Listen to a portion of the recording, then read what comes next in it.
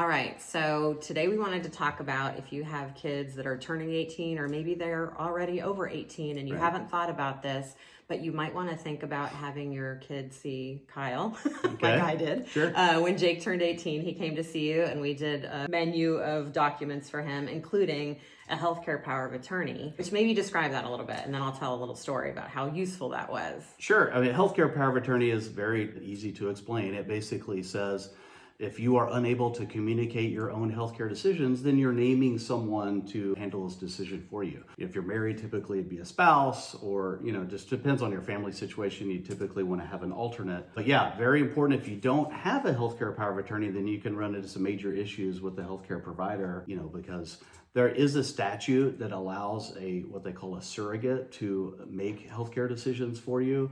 But with the healthcare power of attorney, it makes it clean and simple. You give it to the healthcare provider and easy peasy, they will absolutely listen to your direction.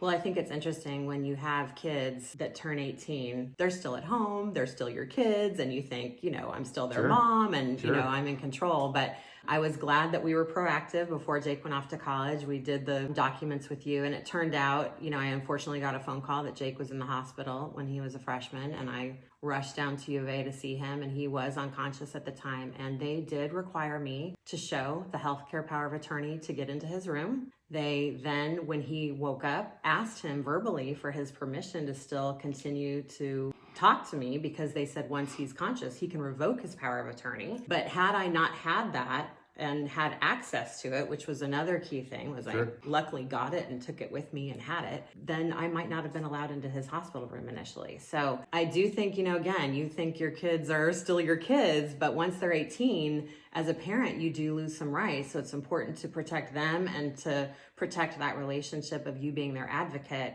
by having the proper paperwork in order. And especially if you've got kids going off to college, I just highly recommend get the house in order in terms of those documents. And we're doing a lot of that right now.